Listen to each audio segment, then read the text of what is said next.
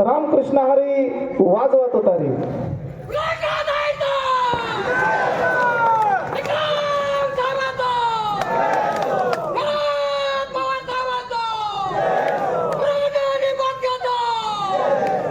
धन्यवाद बाबा. आता आज या ठिकाणी मी खूप भावनिक झाले आहे.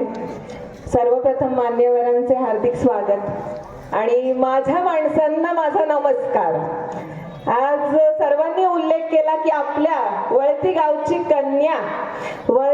कन्या हे जेव्हा येतं तर खूप मोठी जबाबदारी घेऊन येते. आपल्या म्हणजे एखादी स्त्री जेव्हा तिचे दोन हक्काची गावं, सासर आणि माहेर.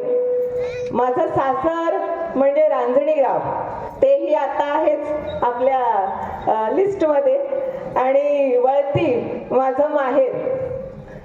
थोडी तक्रार आहे माझ्या माणसांबद्दल की जेव्हा पोरी तुमच्या दारी होत्या तेव्हा सारवत होत्या, आणि आता जेव्हा वहिन्या आणायच्या, जेव्हा लग्न करायची पोरांची, तेव्हा बंगले बांधले तुम्ही. बरं ठीक आहे, असो. पण एक वळती गावची कन्या, मनोज शेठ शेळक्यांची मुलगी, या ठिकाणी चेहरा जरी माझा नवीन असला तरी माझी ओळख खूप जुनी आहे. लहानपणापासून मी ह्या वळतीच्या गल्ल्यांमध्ये फिरते तेव्हा मनोज शेठची मुलगी आली म्हणजे देवाचा दर्जा मला लोकांनी त्यावेळेस दिला. पण हे कर्तृत्व माझ्या वडिलांमुळे. आज प्रचारादरम्यान सगळीकडे फिरले मी, म्हणजे काटवण वस्ती असो, भोरमळा असो, सगळीकडे फिरताना जेव्हा मी असं सांगत होते की मी उमेदवार पंचायत समितीची, माझं चिन्ह हे, एक आजी तर भेटला म्हणे कानफड हाणू का तुझं, का आता शेवटी बोलले मी मनोज शेळकेंची मुलगी आहे म्हणून. म्हणजे इतका आदर सत्कार सर्वांकडून मला मिळाला. ते कारण, सगळ्यात महत्वाचं कारण म्हणजे माझे वडील मनोज शेठ शेळके, त्यांचं कर्तृत्व, त्यांची कर्तबगारी. त्यांनी लहानपणापासून मी पाहत आले की त्यांनी सर्वांना दानशूर व्यक्तिमत्व म्हणून ते मी आज या ठिकाणी आदर्श पाहू इच्छिते आहे. म्हणजे ते माझ्या घरी सगळे आमचे, म्हणजे आज लोंढे काका असो, शेलोत काका असो, गणपत मामा, सगळे आमचे वळतीचे गावकरी. आम्ही जेव्हा मुंबईवरनं यायचो तर आमच्याकडे सकाळी सकाळी सर्वजण हजर असायचे. कसे बाळा तुम्ही, असं म्हणणारे. त्यावेळेस म्हणायचे ही मुलगी काहीतरी करून दाखवणार, भयंकर हुशार, 10वीत बोर्डात आलेली, 12वीत चांगले टक्के. माझ्या वडिलांना 100% विश्वास होता की ही काहीतरी करणार. आणि खरं सांगू तर या ठिकाणी माझ्याबद्दल सर्वात जास्त सांगणारं व्यक्तिमत्व आज आपल्यात नाहीये, ती म्हणजे माझी आजी द्वारकाबाई शेळके. असती तर खडसावून सांगितलं असतं की आपल्या लेकीलाच विजयी करा, म्हणून तिलाही मी भावपूर्ण श्रद्धांजली वाहते. आणि तिचं आज दसणं हे माझ्यासाठी खूप खूप उणीव, एक पोकळी निर्माण झालेली आहे त्या ठिकाणी, आणि ती कधी भरून नाही येणार. आज आटोप तर मला घेता येणार नाही, थोडं मला माझ्या माणसांशी बोलू द्यात. आणखी एक सांगू इच्छिते की जेव्हा लहान होते तेव्हा म्हणायचे की पिनू म्हणजे तिने ठरवलं की ती काहीतरी करणार. म्हणजे आजही वळती गावात फिरते, मागून आवाज येईल की पिनू आली. म्हणून सांगू इच्छिते की हे सगळ्यांसाठी आज या ठिकाणी मी पिनू म्हणूनच ओळखली जाते. गणपत मामा म्हटले की आपली पिनू उभी आहे, म्हणजे ही खरंच मोठी जबाबदारी आहे. म्हणून वळती गावच्या माझ्या माता भगिनींसाठी आज म्हणतात स्त्री जन्मा तुझी अजब कहाणी, हृदयी अमृत नयनी पाणी. पण आता ही नयनी पाणी नसावं माझ्या माता भगिनींच्या, यासाठी आज मी इथे उभी आहे.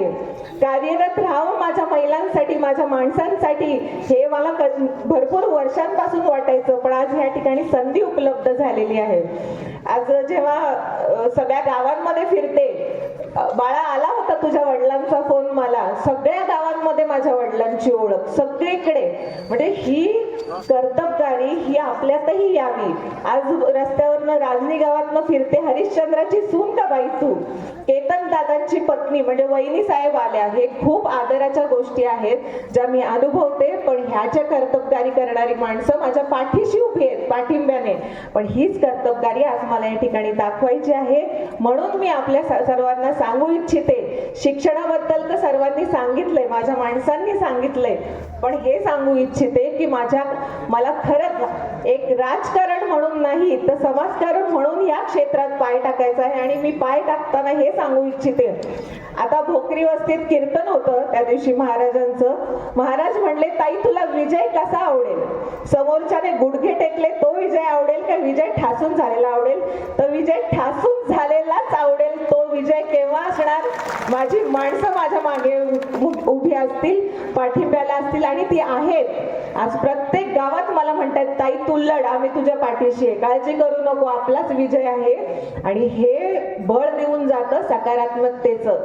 आणि राहिला प्रश्न नेतृत्व, आपला नेता नेतृत्व करणारा, मार्गदर्शक म्हणजे उत्तम मार्ग दाखवणारा, जो आपल्या शेतकऱ्यांच्या प्रश्नात उभं राहतो, त्याच्या ऊसाच्या प्रश्नात उभं राहतो, बिबट्याच्या प्रश्नात उभं राहतो आणि आपल्या सर्व मायभूमीच्या सर्व आपल्या बांधवांचा विचार करणारा, त्यांच्या सगळ्या सुखदुःखात उभा राहतो, असा मार्गदर्शक म्हणून आपल्याला देवदत्त निकम साहेब लाभलेत. म्हणून मी स्वतःला भाग्यवान समजते आणि त्यांचे आम्ही शिलेदार म्हणून या ठिकाणी आपल्या समोर उभे आहोत. आणि आपले पवार साहेब, त्यांच्याबद्दल काय बोलू, झाले बहु होतील बहु परंतु या समाज. हे नेता असे आहेत की सर्वांच्या म्हणजे अगदी शेतकऱ्यांपासून आपल्या माणसांचा सतत विचार. आज अंत्यविधीला जाऊन आल्यानंतरही ते पहिले शेतावर गरका देतात, म्हणजे त्यांची विचारसरणी, दूरदृष्टिकोन किती मोठा असावा हे ह्या ठिकाणी आपल्याला त्याचं उदाहरण पाहायला मिळतं. म्हणून एक गोष्ट सांगू इच्छिते की आनंद हा नेहमी पायापाशी पाहू नये, दीर्घकाळ टिकणारा आनंदच हा आनंद देऊन जातो. म्हणून माता भगिनींनी हा दीर्घकाळ टिकणारा आनंद, आणि मी ह्या गावची कन्या, तुमची ताई ह्या ठिकाणी उभी आहे आपल्याला आनंद देण्यासाठी. आणि माझ्याच विचारांचं व्यक्तिमत्व म्हणजे प्रीतीताई प्रवीण थोरात, त्याही आज आपल्यासाठी जिल्हा परिषदेसाठी उभ्या आहेत, त्याही काम करण्यासाठी सुसज्ज आहेत. म्हणून माझ्या आणि त्यांच्या पाठीशी आपण येत्या 7 तारखेला ज्या निवडणुका होणार आहेत त्या निवडणुकांमध्ये आम्हा दोघींच्याही पाठीशी आपण उभे राहावेत आणि तुतारी वाजवणाऱ्या माणसालाच मतदान करावे. ही मी माझ्या माणसाला, जी माझी माणसं माझ्या पाठीशी उभी आहेत आणि थोडी डगमगतायत, त्यांनाही मी साथ घालू इच्छिते की मला गरज आहे तुमची, म्हणून तुम्ही माझ्या पाठीशी खंबीरपणे उभं राहावं, हीच मी तुम्हाला नम्र विनंती करते. आणि शेवटचं म्हणते, सात्विक आहार, संतांचा विचार आणि वडीलधाऱ्यांचा आधार राहू दे माझ्या माणसांच्या दारी. बोला रामकृष्ण हरी, वाजवा तुतारी. धन्यवाद ताई. नक्कीच या ठिकाणी फेसबुकला आमचे पेज लाईक करा आणि आमचा युट्यूब चॅनेल सबस्क्राईब करा. वास्तव मराठी.